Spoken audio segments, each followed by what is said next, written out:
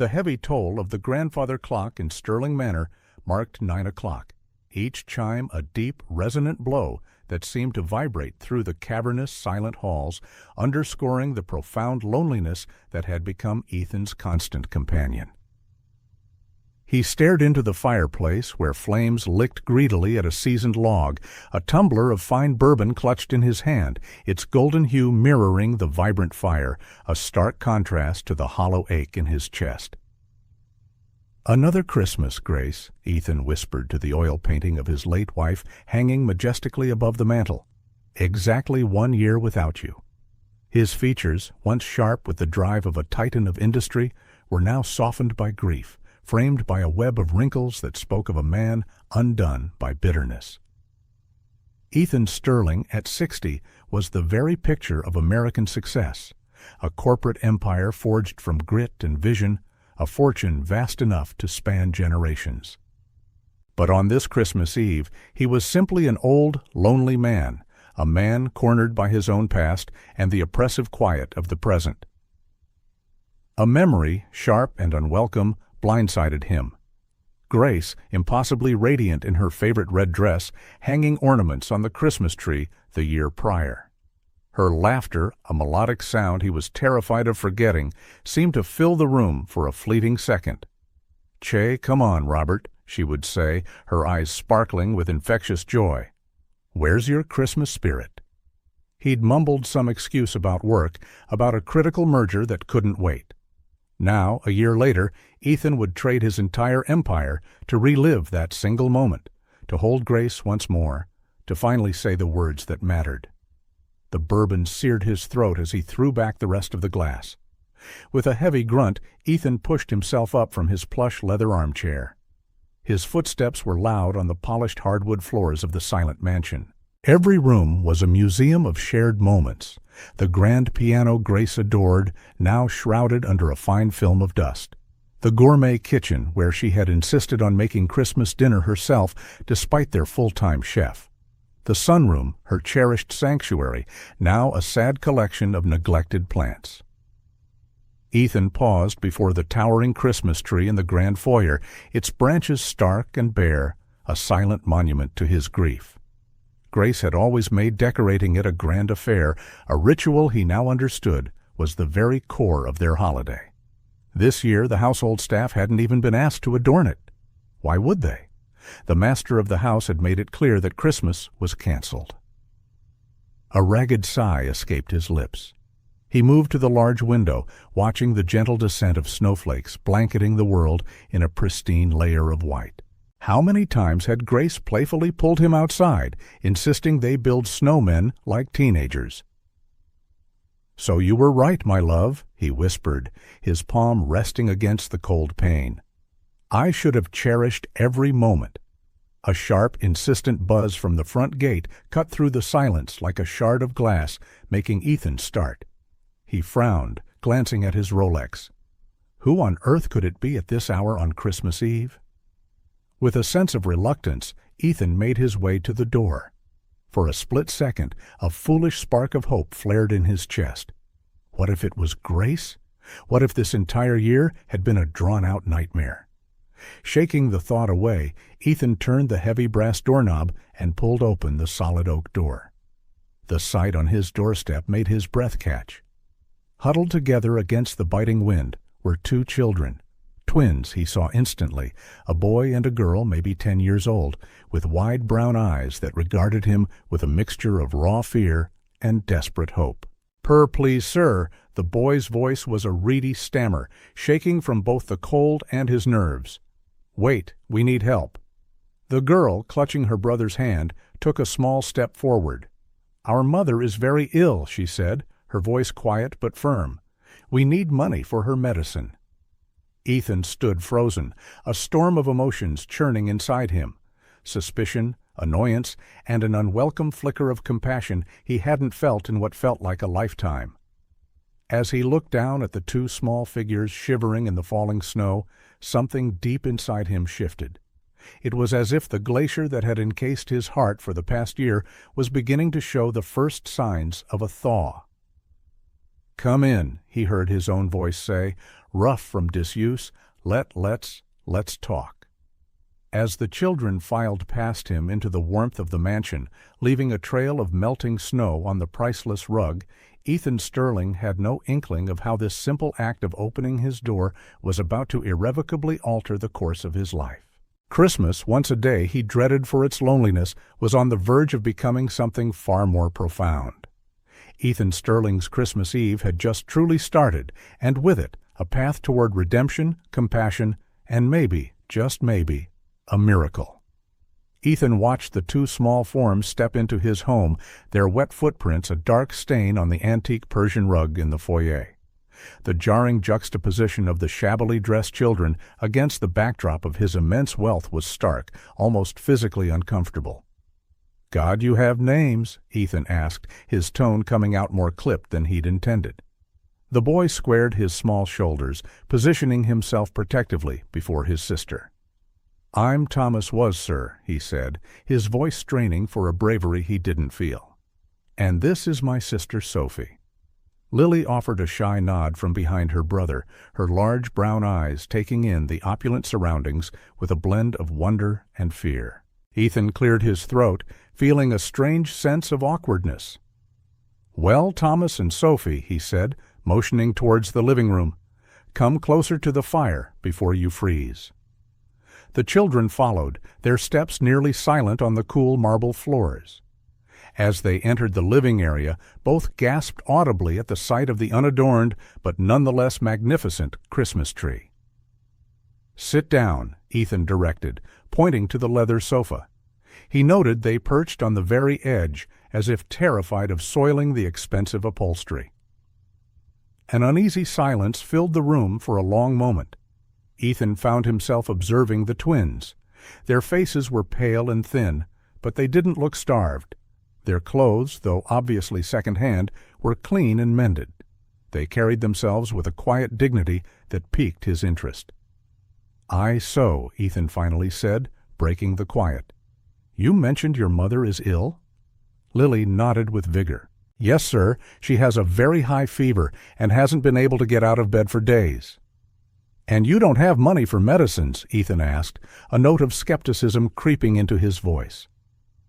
Cody looked Ethan directly in the eye, a flicker of wounded pride in his young gaze. "Normally we manage. Isa Mom works hard and we help as much as we can, but with her ill," the boy's voice trailed off, and Lily finished the sentence. "The money we had saved barely covered food this week. Nothing was left for medicines." Ethan felt a strange twist in his gut. Was it compassion or just the bourbon? He wasn't accustomed to this. His logical, business-trained mind screamed at him to send them away, that this wasn't his problem. But something, perhaps the ghost of Grace's own generosity, kept him anchored in place. "And what makes you think I would help?" he asked, his voice unexpectedly softer. Lily looked down at the floor, fidgeting with the hem of her frayed coat. "We heard stories about you, Mr. Durand," she said quietly. Ethan raised an eyebrow. "Stories?" Cody nodded. "Yes, sir. People talk about how you are rich and powerful. Some say you are well harsh and stingy," Ethan finished for them, a bitter smile touching his lips. The children shot each other a nervous look, but Lily surprised him. "No, sir. They say you used to be very generous, that something changed after Mrs. Durand." The invocation of Grace's name was like a physical blow, making Ethan rise abruptly and startling the children. He strode to the window, staring out at the snow, fighting to control the sudden surge of grief that threatened to engulf him. "Mr. Durand," Cody's voice pulled him back. "Gee, we didn't mean to offend. It's just that we didn't know who else to turn to." Ethan turned back slowly, his gaze falling upon the two children. Their eyes, filled with that potent mix of fear and hope, struck him with the force of a memory. For a second, he saw his own reflection in their gaze, the desperate, lonely boy he had been before he built his empire. With a long, shuddering sigh, Ethan's decision was made. "How much do you need for the medicines?" The twins' faces instantly brightened. $200 should be enough, sir," Cody replied quickly, "for the medicines and maybe some food." Ethan scoffed internally. $200, a rounding error to him, but a lifeline for this family. He walked over to his study desk, pulled open a drawer, and retrieved a small cash box. When he opened it, the twins' eyes widened at the stacks of bills, more money than they had ever seen. Ethan counted out a small stack and turned back to them. "Here are $500, he said, holding out the cash. "This should cover the medicines, food, and anything else you might need."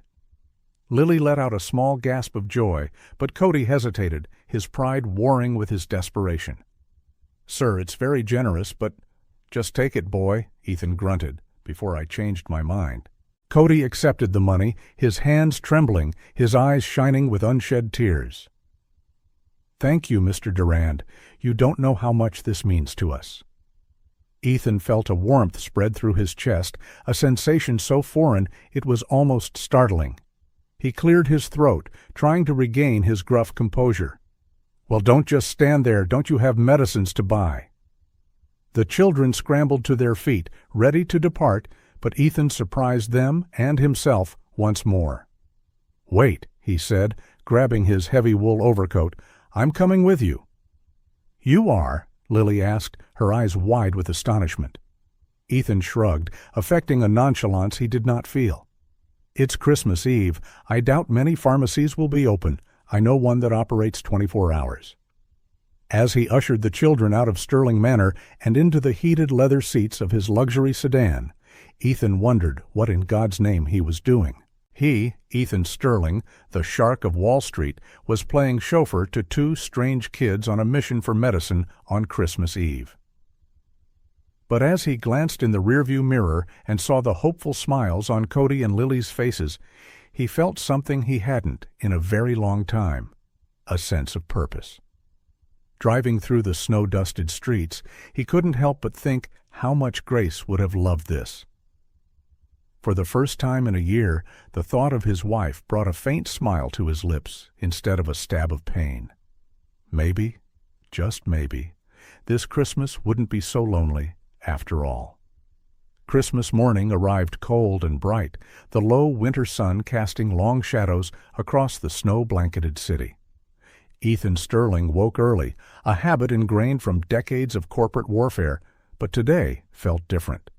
The crushing weight of loneliness that typically defined this day felt marginally lighter, as if the strange events of the previous night had managed to chip away at his armor of grief. Dressing with care, Ethan collected the bouquet of white roses he'd had delivered, Grace's favorite. With a final lingering look at her photograph on his nightstand, he left the house, set on his annual solemn pilgrimage. Oakwood Cemetery was peaceful, serene, his footsteps the only sound to break the stillness of the fresh snow. He knew the way by heart, his feet carrying him automatically towards Grace's final resting place. But as he neared the familiar spot, Ethan froze, his heart lurching painfully in his chest. There, kneeling before the polished marble headstone, were two small, familiar figures. Cody and Lily, the twins from the night before, were carefully arranging a small, humble bouquet of wildflowers at the base of the grave. For a moment, Ethan was paralyzed, unable to compute what he was seeing. 1,000 questions collided in his mind, a chaotic mix of confusion, surprise, and even a pang of irrational jealousy. This was his sacred space, his private moment. Finally finding his voice, Ethan cleared his throat, the sound unnaturally loud in the quiet air. The twins spun around, their faces a mixture of surprise and something that looked suspiciously like guilt. "Mr. Durand," Cody exclaimed, scrambling to his feet and helping his sister up. We didn't expect to see you here." Ethan arched an eyebrow, his voice laced with confusion and suspicion. "I could say the same. What exactly are you two doing here?" Lily stepped forward, her large eyes glassy with unshed tears, her gaze fixed on Ethan. "We came to thank Mrs. Elise, sir," she said softly, "as we do every year." The word struck Ethan with the force of a physical blow. Every year," he echoed, his voice barely a whisper. You knew my wife?" The twins shared a quick, uncertain glance before Cody spoke. "Yes, sir. Mrs. Elise was our godmother." The world seemed to tilt on its axis. Ethan leaned heavily against Grace's headstone, the cold marble a stark contrast to the sudden heat flushing his face. "Godmother," he managed to stammer, "but when?" Lily, sensing his profound shock, gently explained. "It started about 5 years ago. Mr. Durand, Mrs. Elise, found us at the community center where she did volunteer work." Cody picked up the story. "Our mom was going through tough times, and Mrs. Elise, she just took us under her wing. She helped with food, clothes, school supplies, but more than that, she gave us love and attention." Unbidden tears burned Ethan's eyes. 5 years. For 5 years, His Grace had been a central figure in these children's lives, and he had been completely oblivious. How could he have been so blind, so wrapped up in his own world? "Why did she never tell me?" Ethan asked, more to himself than to the children. Lily answered softly. "She wanted to, Mr. Durand. Many times she talked about how she wished to introduce us to you, but she was afraid of how I would react," Ethan finished, the devastating realization crashing down on him like a tidal wave.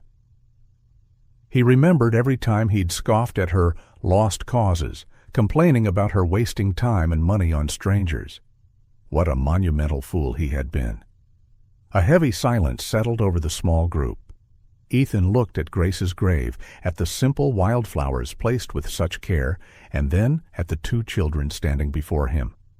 Something, perhaps the memory of Elise, held him back from sending them away.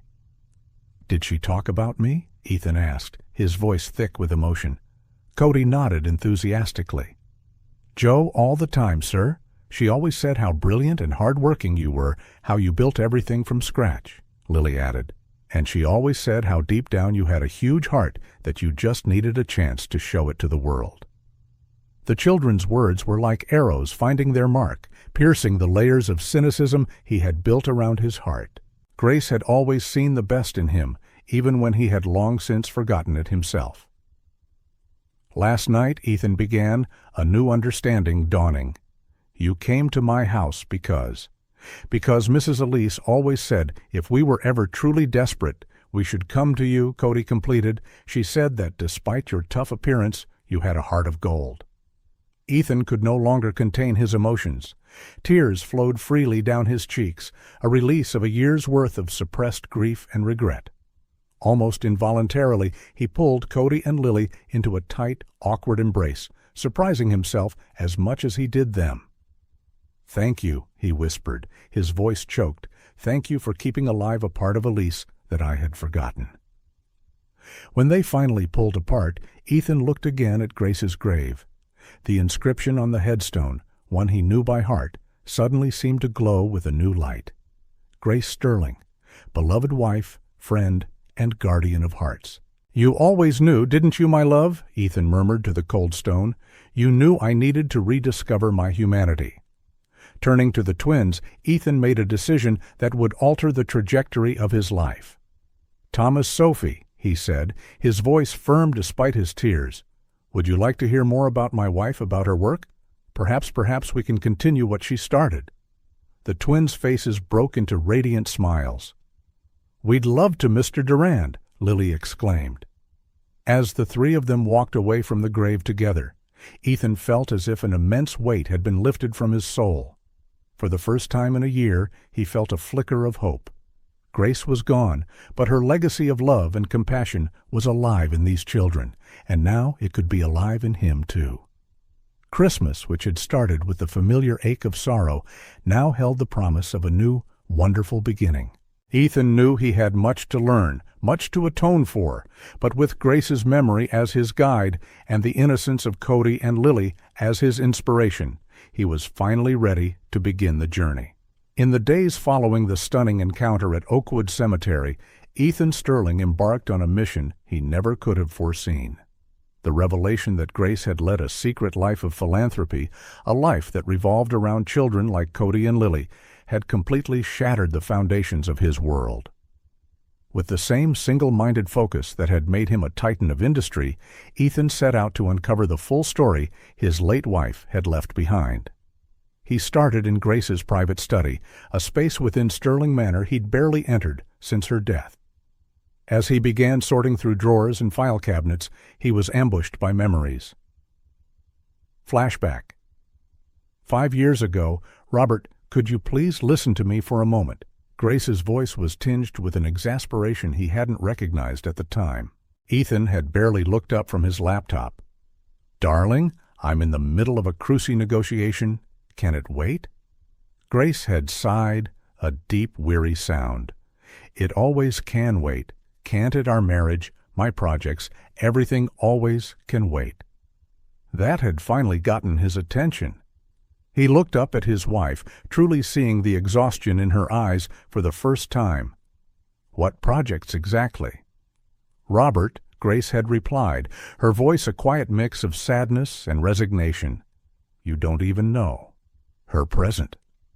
Ethan shook his head, trying to banish the painful memory. How many times had he dismissed her? How many chances to truly connect with his wife had he thrown away? Continuing his search, he discovered a hidden folder tucked away in the back of a filing cabinet. Inside were donation receipts, brochures for community centers, and a diary. With hands that trembled slightly, he opened the small, leather-bound book. Grace's elegant, flowing script filled the pages, and Ethan began to read, feeling like an intruder in a sacred space. Today, I met 2 extraordinary children at the center. One entry read, Thomas and Sophie so young, but with eyes that have already seen too much. I wish I could do more for them. A lump formed in Ethan's throat. He read on, devouring every word like a starving man. Flashback. 3 years ago, Elise, are you donating money again? Ethan had asked, his voice sharp with irritation as he glanced over a bank statement. Grace had met his gaze defiantly. And if I am? I'm not saying you shouldn't, he'd retorted, trying to maintain a semblance of calm. But these amount, where is all this going? For a second, Ethan had seen a flicker of something in Grace's eyes. Fear, maybe guilt. But it was quickly masked by resolve. To people who truly need it, Robert, something you seem to have forgotten how to do. The words had stung. What do you mean by that? Grace had sighed, the fight draining from her. Nothing, Robert, forget it. Present. Ethan closed his eyes, the memory a fresh wound. How had he been so blind, so consumed by his own ambition that he failed to see the chasm forming between them? He returned to the diary, his eyes scanning the pages. There were entries about her volunteer work, her dreams of expanding her efforts, her frustration with his indifference, and woven throughout it all were mentions of Cody and Lily. The twins have made so much progress this month. One entry noted, Sophie is doing wonderfully in school now, and Thomas, oh Thomas, has such a big heart. Sometimes I wonder if Robert and I had had children. The sentence trailed off, unfinished, and a fresh wave of regret washed over Ethan. They had decided against children, focusing on their careers, or rather, he had decided, and Grace had quietly acquiesced. Determined to learn more, Ethan drove to the Hopewell Community Center mentioned in the diary. Navigating the poorer, run-down part of the city, he found himself in a neighborhood he typically only saw from a distance. The center itself was a modest building, painted in bright, cheerful colors that couldn't quite hide its need for repairs. As he entered, he was met with curious and, in some cases, openly hostile stares. He was clearly an outsider. A middle-aged woman approached him, her expression a mix of caution and curiosity. "Can I help you, sir?" Ethan cleared his throat, suddenly feeling nervous. "Yes, I'm looking for information about a volunteer, Elise Duran." The woman's face immediately lit up with recognition, followed by a shadow of sadness. "Oh, Elise, what a terrible loss. She was an angel to us here." "You knew her well?" Ethan asked, desperate for any scrap of information. The woman, Miss Johnson, nodded.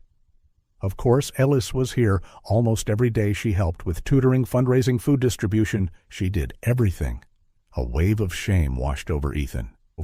How had he not known? And did she ever mention two twins, Thomas and Sophie? A soft smile touched Ms. Johnson's face. Ah, the little prot of Elise. Yes, she adored those children. She always talked about how much she wanted to do more for them. As he spoke with Ms. Johnson and other staff members, Ethan began to piece together the secret life of his wife. Each new detail was like a small knife to the heart, a reminder of all he had missed, all he had lost. Back at Sterling Manor, Ethan sat in his study, surrounded by the evidence of Grace's hidden world. The diary lay open before him. He reread one of the last entries. Sometimes I wonder if I'm doing the right thing by hiding all this from Robert, but then I remember how he reacted when I mentioned expanding our charity work, why we can't save the world, Elise. He said, but what if we could save just one life? Wouldn't that be worth it? Oh, how I wish he could see the world through Thomas and Sophie's eyes. Maybe then he would understand. Ethan closed the book, tears tracking silently down his face. He understood now. It was too late for Grace, perhaps, but it wasn't too late to honor her legacy. He picked up his phone and dialed a number. Thomas, it's Mr. Durand. I'd like to talk to you and Sophie about Elise, about her work, about how we can continue what she started. As he arranged a meeting with the twins, Ethan felt a flicker of something he hadn't felt in a long time. Purpose. Grace may have been gone, but through her diary, through Cody and Lily, she had left him a map to his own redemption, and he was determined to follow it, no matter where it led. The sun was just beginning to burn off the morning mist when Ethan Sterling parked his gleaming luxury car in front of the Hopewell Community Center. The stark contrast between his vehicle and the weathered buildings surrounding it was a physical manifestation of the gulf between the world he knew and the one Grace had secretly inhabited. With a deep breath, Ethan got out, the expensive fabric of his suit feeling suddenly like a costume. He paused for a moment before walking up the worn concrete steps, feeling the curious stares of passers-by. Inside, the center was a hive of activity. Children darted past, volunteers sorted through donations of clothes and food, and the air smelled of strong coffee and something less tangible. Hope. Can I help you?" a firm but kind voice cut through his thoughts. Ethan turned to see a middle-aged woman with salt and pepper hair pulled into a practical bun, regarding him with a mix of curiosity and wariness. "Yes, I'm looking for Marie," Ethan replied, his voice more hesitant than he was used to. "I was told she worked closely with Elise Durand." The woman's face softened with recognition, then clouded with sorrow. "Ah, you must be Mr. Durand. I'm Marie. Elise spoke so much about you." Ethan felt a pang in his chest. She did. "Miss?" Johnson nodded, leading him towards a small, cluttered office in the back. "Oh, yes, she always said you had a huge heart hidden beneath all that businessman facade." Seated in a well-worn chair, Ethan watched Ms. Johnson prepare 2 mugs of coffee. The room was simple, cozy, a world away from the sterile, imposing offices he was used to. "Marie," Ethan began, accepting the offered mug, "I'm trying to understand what was Elisa's work like here. Why did she never tell me?" Ms. Johnson studied him for a long moment, her eyes gentle but sharp. "Mr. Durand, Elise was the heart of this place. She didn't just donate money. She donated her time, her energy, her love to many of these families. She was a beacon of hope." As Ms. Johnson spoke, Ethan was transported by her stories. Flashback narrated by Marie. "I remember one particularly cold winter day. Elise arrived with armloads of blankets and coats. She had emptied half her closet. Mr. Durand said it made no sense to have so many things while people were freezing." Ethan could vividly picture Grace, her smile radiant, handing out coats he hadn't even realized were gone. And there were the twins, of course, Thomas and Sophie. The first time Elise saw them, they were huddled in a corner, distrustful of everyone, but Elise? She had a way with children. Within minutes, she had them laughing and playing. The image of Grace kneeling on the floor, engaged in a game with the twins, brought a lump to Ethan's throat. And she came almost every day after that, helping with homework reading stories, sometimes just listening to those children. Mr. Durand Elise was more than a benefactor. She was family. Present. Family, Ethan repeated, the word tasting foreign on his tongue. She created a family here, didn't she? Ms. Johnson nodded gently. In a way, yes, but never doubt, Mr. Durand, that you were the center of her world. She wanted to share the love she had. Ethan struggled to find his voice. But why did she never tell me? Why keep all this a secret? Ms. Johnson sighed, setting down her mug. Elise, she told me once that she feared your reaction, that you wouldn't understand, that you would see it as a lost cause. The words struck Ethan like a physical blow. How many times had he used that exact phrase? How many times had he dismissed Grace's passion for helping the less fortunate? And she was right, he admitted, his voice thick with emotion. I wouldn't have understood, I was so blind. Ms. Johnson reached out and gently touched his arm. But now you are here, aren't you? You are trying to understand. Ely always believed that one day you would see the world as she saw it. Ethan looked around the small office, noticing for the first time the colorful children's drawings taped to the walls, the well-loved toys, the photos of smiling, hopeful faces. What happens now, he asked, more to himself than to Ms. Johnson. Say, how can I honor what she did? Ms. Johnson smiled, a smile so reminiscent of Grace that it made his heart ache. By getting to know the people she helped, by seeing the impact she had. In the minutes that followed, Ms. Johnson gave Ethan a tour of the center. He met families Grace had helped secure housing for, children she had tutored, elderly people she had visited. Each story, each face illuminated by the memory of Grace's kindness, was another piece of the puzzle falling into place. Ethan began to see not just the work Grace did, but the woman she truly was, compassionate, dedicated, and tireless in her quest to make the world a better place. When they came to a wall covered in photographs, Ethan stopped, his gaze drawn to one picture in particular. In it, Grace was sitting on the floor, surrounded by a group of laughing children, her face glowing with happiness. Beside her, Cody and Lily smiled shyly at the camera. That was taken just a few weeks before. Ms. Johnson paused, her voice faltering, before the accident. Robert completed softly. Ms. Johnson nodded. Elise was so excited. That day she had big plans, wanted to expand the center, create more programs. She talked about finally telling you about how you could do it together. The air seemed to leave Ethan's lungs. The realization of what could have been, of the future, stolen not just from him and Grace, but from all these people, was crushing. Marie, he said, his voice firm despite the turmoil inside him. I want to know everything, every project Elise had in mind, every dream she shared. I want to continue her work.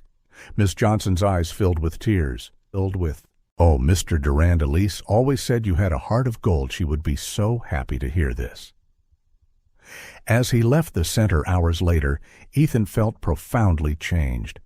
The world around him looked different, not as a landscape of assets and liabilities, but as a tapestry of people, stories, and possibilities. Grace had left behind a legacy not of wealth, but of love. And now, finally, Ethan was ready to claim his part in it. Looking up at the sky, he whispered, I understand now, my love, and I promise I will make you proud. With that promise resonating in his heart, Ethan Sterling took the first step on a journey that would redefine not only his own life, but the lives of countless others. Grace's legacy would live on, and through it, she would continue to make the world a better place. The address Ms. Johnson gave him led Ethan to a part of the city he barely knew existed, a maze of narrow streets lined with tired-looking buildings and shops with faded signs. Parking his luxury car, which seemed absurdly out of place, he took a deep breath before getting out. The smell of dampness and industrial cleaner hit him as he climbed the worn stairs to the third floor of a tenement building that had seen better days. He hesitated for a moment before knocking on the indicated apartment door. It was opened almost instantly by Lily, her large eyes widening in surprise. "Mr. Durand? You really came?" Her voice was a mix of shock and relief. "Hello, Sophie," Ethan replied, attempting a reassuring smile. "May I come in?" Lily nodded, swinging the door open wider. The apartment was small and sparsely furnished, but immaculately clean. Cody sat at a small kitchen table, working on what appeared to be homework. He looked up, his eyes meeting Ethan's. "Mr. Durand," Cody said, standing respectfully. "Thank you for coming." Ethan followed the twins to a small bedroom in the back. There, lying in a narrow bed, was a woman who looked far older than her 30-something years, her face etched with weariness and illness. "Mom," Lily said softly, "Mr. Durand is here, Mom's friend." The woman, Sarah Miller, opened her eyes slowly, her gaze focusing on Ethan. "Mr. Durand," she said, her voice weak but clear. "Elise talked so much about you." Ethan was at a loss for words. "Mrs. Bennett, Clara Bennett, Mrs. Bennett." "I'm sorry you're going through this. Is there anything I can do to help?" Sarah managed a faint smile. "You already are helping Mr. Durand, Elise. She always said you would come one day." The words struck Ethan with an almost physical force. Even here, in this humble apartment, Grace's unwavering faith in him was a tangible presence. Cody stepped forward, holding a worn, yellowed envelope. "Mr. Durand, we found this among the things Elise left for us. It's addressed to you." With trembling hands, Ethan took the envelope. In Grace's familiar, elegant script were the words, "For Robert. To be opened when the time is right." You didn't open it?" Ethan asked, surprised. Lily shook her head. "Elise made us promise. She said one day you would come, and we would know when it was the right time to give it to you." Ethan looked from the envelope to the hopeful faces of the twins, and then to Sarah, who watched him with a mixture of curiosity and exhaustion. Perhaps I should read this in private," Ethan said softly. Sarah nodded. "Children, why don't you show Mr. Durand to the living room? I'm sure he could use some privacy." In the tiny living room, Ethan sat on the worn sofa, the envelope feeling heavy in his hands. With a deep sigh, he carefully opened it and began to read. "My dear Robert, if you are reading this letter, it means you have finally found your way to Thomas, Sophie, and Clara. It also means I'm no longer there to explain this in person, and for that I ask your forgiveness. There is so much I wanted to tell you, so much I wish to share, but I feared you wouldn't understand, that you would see only numbers and risks, not the faces and the lives. I saw Thomas and Sophie entered our lives. Yes, our lives. Robert, 5 years ago, I found them at the community center, 2 bright children struggling against impossible odds. Clara, their mother, was doing her best, but life had not been kind to her. I knew I couldn't just ignore them, so I began to help. At first it was small things, food, clothes, help with the rent, but soon I realized what they really needed was hope.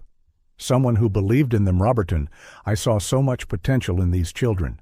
Thomas has a gift for numbers that rivals yours and Sophie. She has a heart so big, so full of compassion, they reminded me of us, of how we were before life hardened us. I know you must be wondering why I kept this a secret. The truth is, I was afraid of your reaction, afraid you wouldn't understand.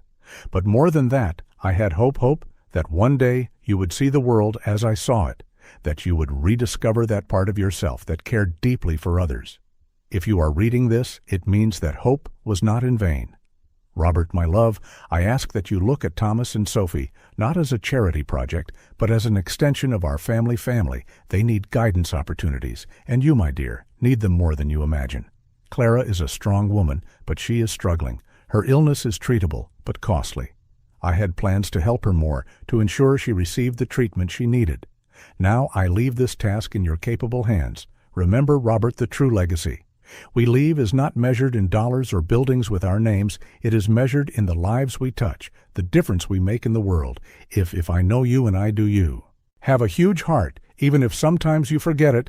I trust you to continue the work I started, not out of obligation, but because I know that deep down, this is what you also desire with all my love now and always, Elise. Ethan lowered the letter, tears streaming down his face. Each word from Grace was both a balm and a revelation. How could he have been so blind? How had he failed to see the incredible work his wife was doing, the passion that drove her? Looking around the small room, he saw it with new eyes. It wasn't just a rundown apartment. It was a home filled with love and struggle, with dreams and possibilities. Cody and Lily stood in the doorway, watching him with a mixture of concern and hope. "Mr. Durand," Lily asked tentatively, "are you okay?" Ethan stood up, wiping his tears. "Yes, Sophie, in fact, I'm better than I've been in a very long time." He looked at the twins, truly seeing them. "You two, can you tell me more about Elise, about what she did for you?" The twins' faces lit up, and they began to talk, their voices tumbling over each other in their excitement. They told him stories of tutoring sessions, surprise trips to the zoo, of Grace showing up with groceries when the cupboards were bare. Each word was another piece of the puzzle falling into place, revealing a side of Grace that Ethan had barely known, but loved more than life itself. As he listened, a quiet resolve solidified in his heart. He would honor Grace's legacy, not just for her, but for Cody, Lily, Sarah, and for himself. The man who had entered that apartment was not the same man who would leave it. Ethan Sterling had rediscovered a part of himself he thought long dead, and with that rediscovery came a silent promise. He would make a difference, one act of kindness at a time. Ethan sat in the vast, silent office of Sterling Manor, Grace's letter lying open on the polished mahogany desk before him. The hours since he'd left the twins' apartment had been a blur, his mind reeling with images of the small apartment, Sarah Miller's weary face, the children's hopeful eyes, and now Grace's own words, waiting to be truly understood. With a deep breath, he began to read the letter again, slowly this time, letting each sentence sink in. "My dear Robert, if you are reading this letter, it means you have finally found your way to the heart of the work that became so important to me. In the last years, it also means I am no longer there to share this journey with you personally. And for that, my love, I ask your forgiveness. There is so much I wanted to tell you. So many times I was on the brink of revealing everything, but I always hesitated, fearing you wouldn't understand, that you would see only numbers on a spreadsheet, not the faces and the lives that became so precious to me. It all started 5 years ago when I visited the Hope Community Center. For the first time I went there for a simple clothes donation, but what I found changed my life forever. I saw families struggling against impossible odds, brilliant children whose potential was being stifled by poverty, elderly people forgotten by the society they helped build among them. I met Thomas and Sophie, 2 extraordinary children. Robert, so intelligent, so full of life despite their circumstances, they reminded me of us when we were young, full of dreams and determination. I couldn't ignore them. I couldn't turn my back. At first it was small things. Food, clothes, help with the rent for Clara. But soon I realized what they really needed was hope. Someone who believed in them, who saw them not as charity cases, but as human beings with unlimited potential. I know you must be wondering why I kept all this a secret. The truth, my love, is that I was afraid. Afraid of your reaction. Afraid you wouldn't understand. I remember all the times you talked about lost causes and waste of resources. Each word was like a knife in my heart because I knew the lives I was touching were far from lost. But more than fear, I had hope that one day you would see the world as I came to see it. Hope that you would rediscover that part of yourself that I know exists, that part that cares deeply, that wants to make a difference. Robert, my love, I ask that you look at Thomas and Sophie not as a charity project, but as an extension of our family. They have so much potential, so much light within them.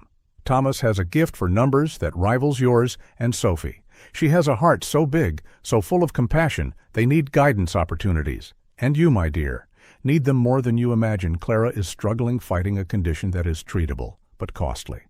I had plans to help her more to ensure she received the treatment she needed. Now I leave this task in your capable hands. I'm not asking you to abandon everything you have built. Your talent for business is a gift, Robert, but imagine the good you can do if you apply that talent, not just to increase our fortune, but to elevate those. Left behind, the Hope Community Center is just the beginning. There are so many projects, so many ideas I wanted to implement. You will find my plans and notes in the blue folder in my office. Use them, expand them, make them your own. Remember, Robert, the true legacy we leave is not measured in dollars or buildings with our names. It is measured in the lives we touch, the difference we make in the world. I know you have a huge heart, even if sometimes you forget it. I have seen your compassion, your ability to love deeply. That is why I fell in love with you, why I chose to spend my life by your side. I trust you to continue the work. I started not out of obligation or guilt, but because I know that deep down, this is what you also desire. See it not as a burden, but as an opportunity to rediscover the best part of yourself. Thomas, Sophie, Clara, and all the other lives I touched, they are not just recipients of charity. They are our future, our hope for a better world. Guide them, lead them, let them guide you back to the person I know you can be. And Robert, my love, allow yourself to be transformed by this journey. Open your heart, not just to give, but to receive the love, the gratitude, the joy I found in this work. It is a treasure I want to share with you. Even if I am no longer there to do it in person, you have always been my rock, my strength now. I ask you to be that for others. Be the man I know. You are compassionate, generous, capable of changing the world. I trust you, Robert. I trust your heart, your ability to love and to make a difference with all my love. Now and always, Elise. Ethan lowered the letter, tears silently rolling down his face. Each word from Elise was like a balm and a revelation. At the same time, how could he have been so blind? How did he not see the incredible work his wife was doing, the passion that fueled her soul, looking out the window at the immaculate garden of the mansion? Robert wondered how many meals could be provided, how many lives could be changed with the cost of maintaining that perfect garden. Turning back to his desk, Robert picked up his phone with renewed determination. He dialed a number. Marie. It's Robert Durant. I need your help. I want to know more about Elise's projects, about how I can continue them and expand them. As he spoke, Robert felt something stir within him, a purpose, a passion that had lain dormant for years. Elise had left more than a letter. She had left a calling, a challenge to be a better person, to make the world a better place. And Robert Durand was ready to accept that challenge, not just for Elise, but for himself and for all the lives he now knew he could touch. In the days that followed the reading of Elise's letter, Robert Durand found himself on an emotional roller coaster. The mansion, once a symbol of his success, now felt empty and cold. Each room, each luxurious object was a painful reminder of how far he had strayed, not just from Elise, but from his own values. One morning, Robert found himself standing before Elise's portrait in the main hallway. Her eyes, painted with perfection, seemed to follow him, filled with a mix of love and disappointment. How could I have been so blind? He murmured to himself, the guilt weighing heavily on his chest like an anchor. Flashbacks flooded his mind. Elise trying to talk about her volunteer work during dinner, only to be interrupted by a business call, her suggesting they donate to a local charity, and him dismissing the idea as inefficient. The nights she went out saying she was meeting friends, when in reality she was at the community center, the realization of how much he had lost, of how many opportunities for connection and understanding he had squandered, was overwhelming. Robert walked to his office, a room that had once been his refuge. Now looking at the awards and recognitions adorning the walls, he wondered what their true value was. Picking up his phone, he dialed a familiar number. Marie, it's Robert. Do you have a moment to talk? Hours later, Robert found himself sitting in front of Marie at a small cafe next to the Hope Community Center. The contrast between this simple, welcoming environment and the luxurious restaurants he usually frequented did not go unnoticed. Mr. Durant, Marie began, her voice gentle but firm. How can I help you? Robert stirred his coffee, searching for the right words. Marie? I'm struggling. The more I discover about Elise's work, the more I realize how disconnected I was, not just from her, but from everything that truly matters." Marie nodded understandingly. "It's natural to feel this way. Mr. Elise was an extraordinary woman with an incredible ability to see the best in people and situations, but how could she see the best in me?" Robert exploded, surprised by his own vulnerability. "I was so focused on myself, so obsessed with success and status. How could she love someone like that?" Marie smiled softly. "Mr. Durant, Elise didn't love an imaginary version of you. She loved you with all your complexities and contradictions. She saw in you not just who you were, but who you could be." Those words hit Robert deeply. He remembered moments when Ellie looked at him with an intensity that was almost unsettling, as if she were seeing something he himself couldn't see. "But I failed her." Marie, Robert said, his voice almost a whisper. "I was so busy building an empire that I didn't see the incredible work she was doing right under my nose." Marie reached out gently, touching Robert's arm. "Mr. Durand, Elise never saw it as a failure. She saw it as a journey. She believed that one day you would find your way back to what truly matters." Robert reflected on those words. "But how can I correct this now? How can I honor her legacy when I feel like I barely knew her?" Marie sighed, setting her cup aside by knowing her now, through the lives she touched, through the work she began. "Elise left you a map, Mr. Durand, not a map of guilt or regret, but of redemption and purpose." As Marie spoke, Robert felt something shift within him. The guilt that had been crushing him began to give way to something different: determination. "Marie," he said, his voice gaining strength, "I want to understand everything, every project, every person Elise helped. I want to know how I can continue her work, not just as an obligation, but as a mission." Marie's smile widened. That Mr. Durand is exactly what Elise always hoped to hear in the minutes that followed.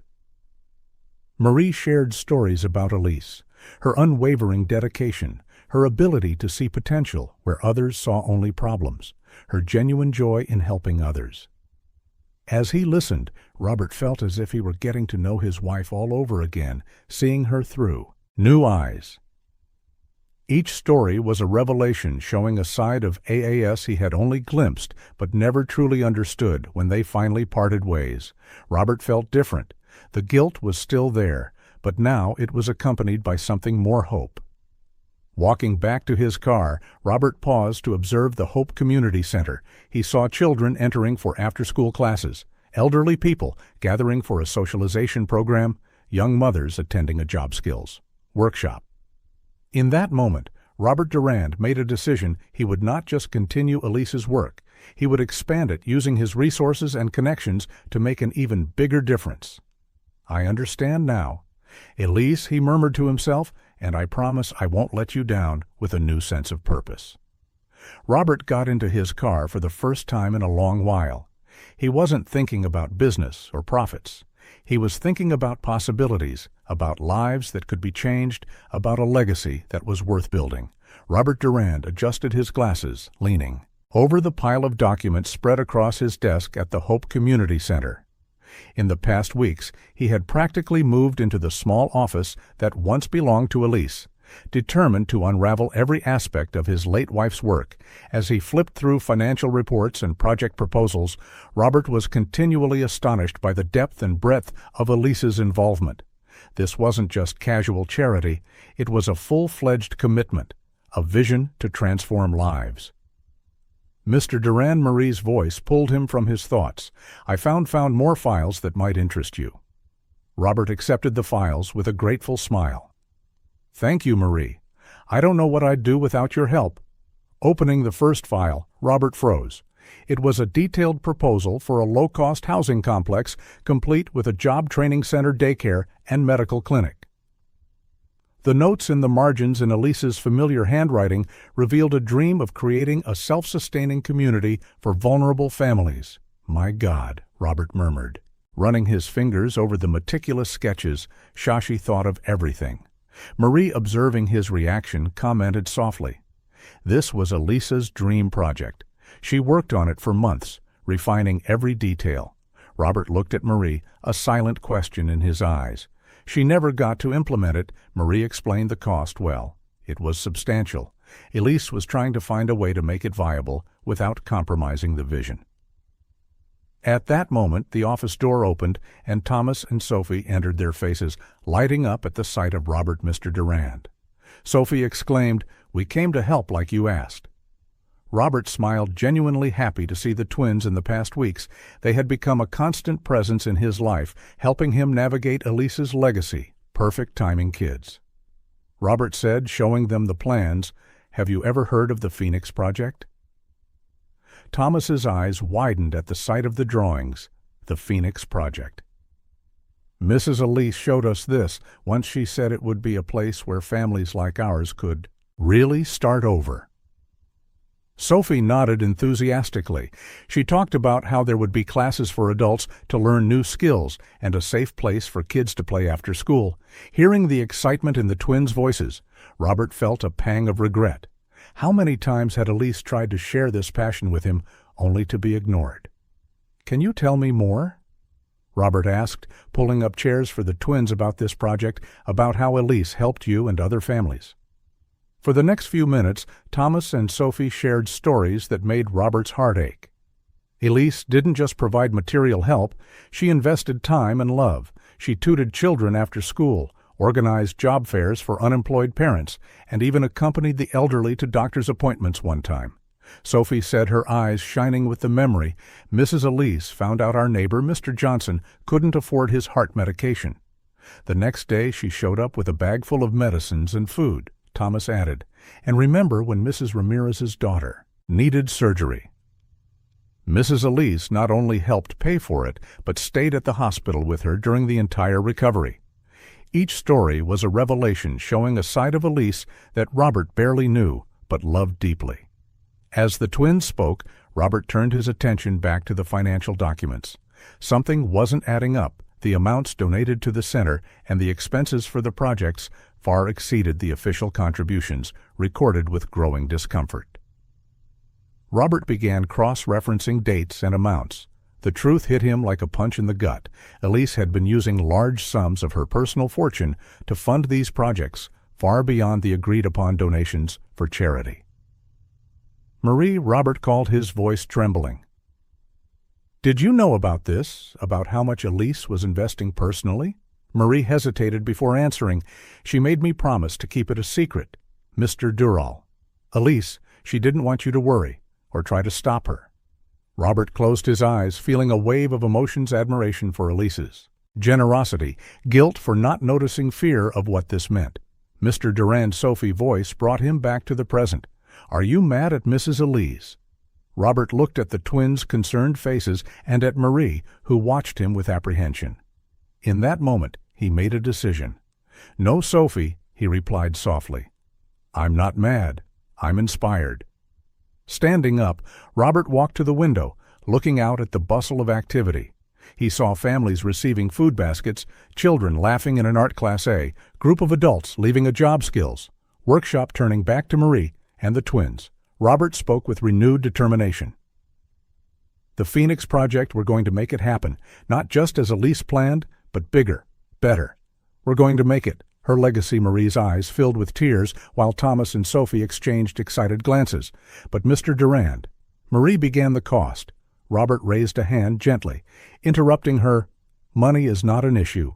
Marie Elise was right to use our fortune for this. It's time I did my part in that small office." Filled with dreams and plans, Robert Durand felt for the first time in a long while that he was on the right path. The discoveries of the day were not just about projects and finances, they were about truly understanding Elise's heart, and in the process, rediscovering his own with the twins, beaming with excitement, and Marie smiling through her tears. Robert began outlining the next steps. Elise's legacy would not just continue, it would flourish, touching more lives than she ever imagined possible. And for Robert, it was just the beginning of his own journey of redemption and purpose. Robert Durand adjusted his tie, facing his reflection in the elevator mirror. The man looking back at him seemed different.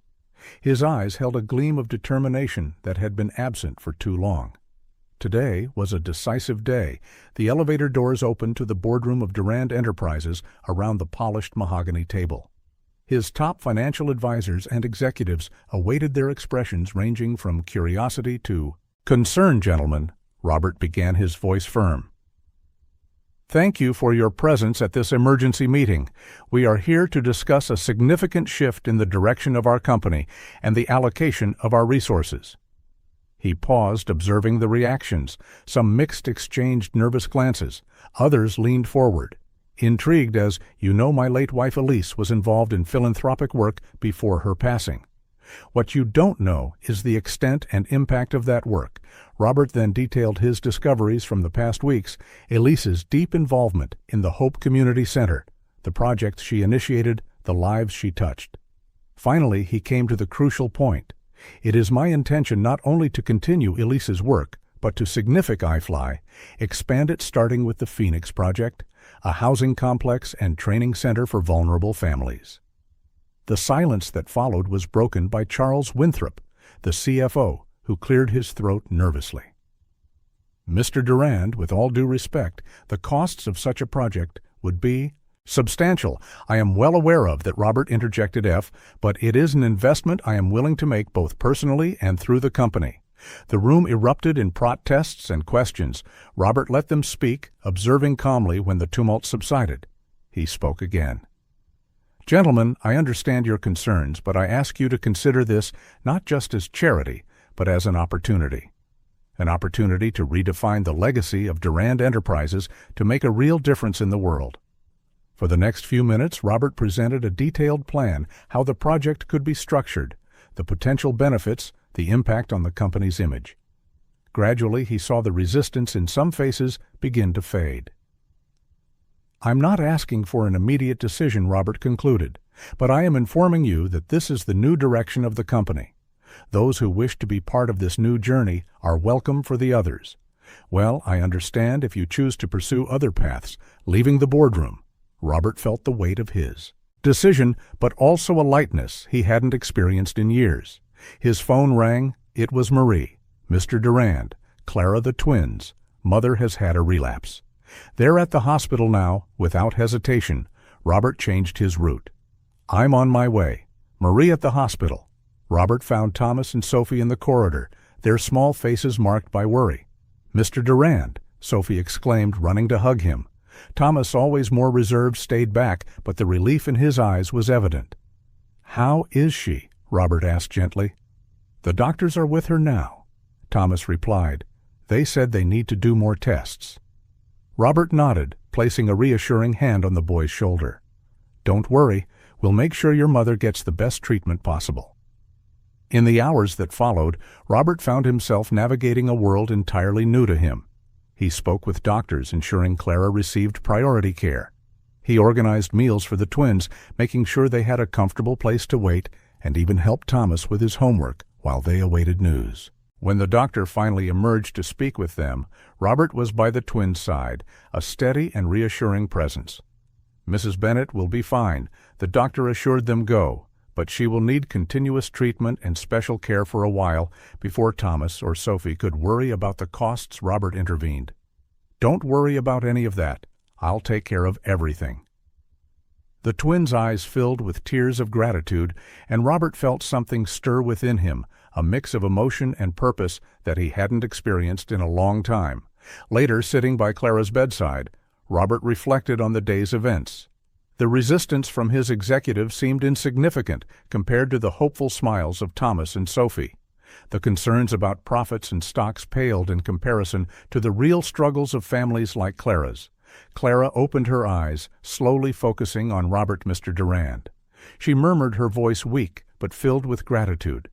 "The twins told me what you did." "How can I ever thank?" Robert shook his head gently, holding Clara's hand. "No need for thanks. I'm just continuing the work." Elise started in that moment, looking at Clara's tired but hopeful face, at the twins sleeping peacefully on the sofa. Robert felt a certainty he hadn't known in a long time. He was exactly where he needed to be, doing exactly what he needed to do. The path ahead would be challenging. He knew there would be resistance obstacles and moments of doubt, but for the first time in a long time, Robert Durand felt truly alive, truly purposeful. Elise had left more than a legacy of charity. She had left a call to a life of meaning and impact, and Robert was determined to honor that call, one day at a time. One life at a time. As night fell over the city, Robert made a silent promise to Elise, to the twins, to Clara, and to himself. He would not just continue Elise's work, he would elevate it to heights she had only dreamed possible, and in doing so, perhaps he could become the man Elise always knew he could be. Christmas Eve dawned with a soft, winter sun casting a pale light over the snow-covered city. Robert Durand stood at the entrance of the Phoenix Project construction site, the contrast between the once abandoned lot and the now bustling activity. "Stark and satisfying good morning, Mr. Durand," the foreman called out, approaching with blueprints in hand. "We have some updates to review." Robert smiled, feeling a surge of satisfaction. In the past months, the Elise Durand Foundation had moved from paper to a force for change in the community. The Phoenix Project was just the beginning. As he walked through the site, Robert reflected on the journey that had brought him here.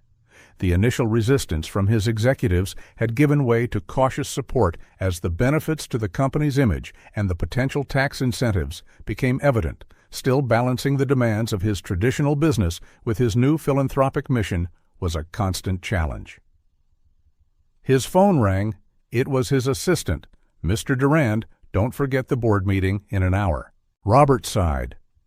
"Thank you, Jennifer. I'll be there, driving back to the city center." Robert felt the weight of his dual roles at Durand Enterprises. He was still the ruthless CEO, making deals and maximizing profits. But with each decision, he now filtered through a new lens. How would this affect the foundation? How could he use the company's resources to amplify its social impact in the boardroom? Robert presented the latest figures, his mind already racing ahead to his next meeting with Marie. As he concluded the presentation, his phone vibrated with a message from Marie. "Urgent concerning news about the neighborhood. Need to talk to you." Intrigued and concerned, Robert hurried the meeting to a close. As soon as possible, he headed to the Hope Community Center. Marie greeted him with a grave expression. "Mr. Durand, we have a problem." She handed him a set of documents. Robert scanned them, his face paling as he absorbed the information. "A luxury real estate development project?" he murmured, incredulous. "Here, Marie?" Nodded sadly. "Apparently, our revitalization efforts have attracted unwanted attention. A major developer is planning to buy several blocks, including where many of our families currently live." Robert felt as if the ground had disappeared beneath his feet. The Phoenix Project and other efforts had begun to transform the neighborhood, bringing hope and stability. Now that very improvement was threatening to displace the people they were trying to help. "How much time do we have?" Robert asked, his mind already racing with possible solutions. "Negotiations have already begun. With some owners," Marie replied. "But the full plan hasn't been made public yet." Robert stood up, pacing the room.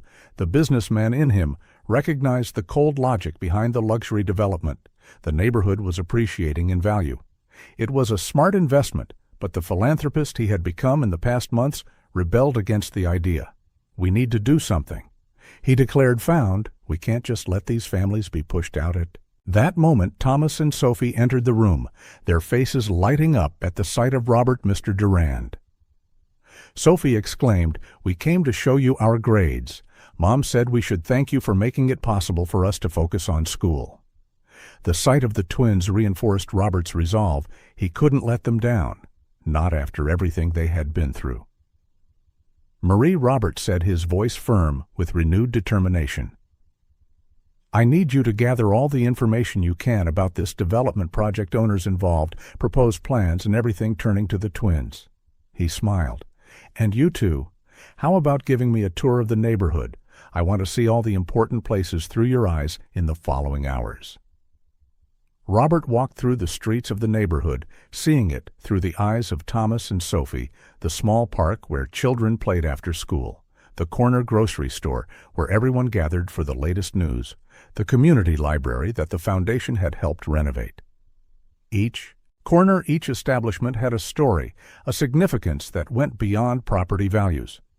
Robert began to understand truly what was at stake. Back in his office at Durand Enterprises, Robert found himself at a crossroads as a CEO. He understood the logic of the development as a philanthropist and guardian of Elise's legacy. He couldn't allow the community to be destroyed, looking out at the city. Skyline, Robert had an epiphany. Perhaps the solution wasn't in choosing between economic development and community preservation. Perhaps there was a way to achieve both. With renewed energy, Robert began to sketch out a plan he would use the resources and connections of Durand Enterprises to create an alternative development proposal, a project that included affordable housing, commercial spaces for local businesses, and community facilities. It wouldn't be easy. He would face resistance from all sides, from the developers who wanted maximum profit, from some community members who feared any change, and even from his own executives who might see this as a risky deviation. But as he worked late into the night refining his vision, Robert felt a growing certainty. This was the next chapter in Elise's legacy, not just preserving what existed, but creating something new and better, a model of development that could be replicated in other communities when the sun rose, illuminating the first drafts of his ambitious plan. Robert knew he was on the right path. The challenge ahead was immense, but for the first time in his life, he felt he was fighting for something greater than himself. With determination, Robert picked up the phone. It was time to assemble his team to begin the battle to save not just a neighborhood, but to redefine what responsible urban development looked like. The community hall was packed, the air buzzing with a mix of anxiety and hope. Robert Durand stood on the small makeshift stage, looking out at the faces turned toward him, some hopeful, others skeptical, all concerned. He took a deep breath, remembering why he was there. "Good evening, everyone," Robert began, his voice steady. "We are here to discuss the future of our community. As many of you know, there are plans for a major real estate development in this area." A murmur of concern rippled through the crowd. Robert raised his hand, asking for silence. "But I am here to tell you that we have a choice. We can allow others to decide our fate, or we can fight for a vision that preserves the heart of this community while embracing progress in the days that followed." That first meeting, Robert threw himself into the battle. To save the neighborhood, he mobilized a team of lawyers, urban planners, and community activists. His business connections, once used to close lucrative deals, were now directed toward a greater cause. One afternoon, while reviewing strategies with his team, Robert received an unexpected visitor. It was George Hawthorne, an old business associate, and now the primary investor in the gentrification project. Robert, my old friend George, smiled, but his eyes were cold. "As I hear you're causing some trouble for our development." Robert stood up, meeting George's gaze. "Not trouble, George. Just doing what's right. Doing what's right." George laughed without humor. "Since when is impeding progress the right thing? Think of the jobs we're creating, the economic boost for the city, at the cost of displacing entire families, destroying a community." Robert countered, "There's a better way to do this, George, a way that benefits everyone, not just the investors." The conversation stretched on, tense and charged, when George finally left. His veiled threat lingered in the air. "Be careful, Robert. You're playing with forces that crush you and everything you've built." But Robert was undeterred. Instead, the threat only fueled his determination. In the following weeks, Robert worked tirelessly. He organized more community meetings, listened to concerns, and incorporated ideas from the residents. Thomas and Sophie, along with other families, became the public face of the campaign, sharing their stories with the media. And at public hearings, Mr. Durand didn't just help us. So declared in an emotional interview, he showed us how to fight for ourselves, to believe we deserve a better future. The pressure, however, was intense. Old allies in the business world began to distance themselves from Robert. Some members of the Durand Enterprises board expressed concerns about the impact on their business. One evening, exhausted after another day of legal battles and negotiations, Robert found himself alone in his office, looking at Elise's portrait. "Am I doing the right thing?" he murmured. But at what cost? It was at this moment of doubt that Marie entered, carrying a stack of letters. "Mr. Durand, I thought you might like to see these," she said, handing him the envelopes. "They're from families in the community. They've been writing to express their support and gratitude." Robert opened letter after letter, reading words of hope, gratitude and belief in the future he was fighting for. With tears in his eyes, Robert looked at Marie. "Thank you. I needed this." Renewed, Robert returned to the fight with redoubled vigor. He refined his alternative development plan, incorporating ideas from the community and consulting with experts in sustainable urban development. The new proposal he presented was revolutionary: a mixed-use development that included affordable housing, commercial spaces for local businesses, green spaces, and an expanded community center. Most importantly, the plan ensured that no current residents would be displaced. "It's not just about preserving what we have," Robert explained at a crucial presentation to the City Council. "It's about creating a model of growth that benefits everyone: residents, businesses, and the city as a whole." The battle reached its climax at a tense public hearing. On one side were the powerful investors behind the original development. On the other, Robert and the united community. When it was his turn to speak, Robert stood up, feeling the weight of all the lives that would be affected by this decision as ladies and gentlemen of the council. So he began, "We stand at a crossroads that will define not just the future of this neighborhood, but the character of our city. We can choose the easy path of quick profits, or we can take the more challenging but infinitely more rewarding path of inclusive growth." He continued, presenting his vision with passion and clarity. When he concluded, Robert looked directly at the council members. "This is not just a development plan, it is a statement of values. It is saying that we believe in a city that grows not at the expense of its citizens, but with them." The silence that followed was broken by a wave of applause from the gallery where community members were gathered. The hours that followed were a whirlwind of deliberations and backroom negotiations when the council finally announced their decision. The room erupted, in cheers and tears of relief. Robert's plan had been approved with some minor modifications. As the crowd celebrated around him, Robert found himself surrounded by Thomas, Sophie, and their families. "You did it, Mr. Durand!" Thomas exclaimed, his eyes shining with admiration. Sophie hugged him tightly. Mrs. Elise would be so proud. Robert felt a wave of emotion hit him. He looked around at the joyful, hopeful faces and knew he had made the right choice. It wasn't just about saving a neighborhood, it was about redefining what successful business leadership looked like in the 21st century. That night, as he returned home, Robert reflected on the journey that had brought him. To this point, the man who had once been focused solely on profits and power had become a champion for community and compassion. The mansion, once a symbol of his loneliness and ambition, now pulsed with the memories of the celebration and the promise of many more to come. The city before him was no longer just a battleground for business conquests, but a tapestry of interconnected lives, each with the potential to shine. Robert smiled, feeling the warmth of the setting sun on his face. The true miracle of Christmas, he realized, wasn't just the transformation of a neighborhood or even his own life. It was the revelation that every person has the power to make a difference, that every act of kindness can set off ripples of change that extend far beyond what we can see, with a final look at the hopeful horizon. Robert turned back inside. There was work to be done, lives to be touched, a legacy of love and compassion to be honored and expanded, and for the first time in a long time, Robert Durand was truly eager for the future, ready to face each new day with courage, compassion, and the certainty that in together we can create a better world, one act of kindness at a time.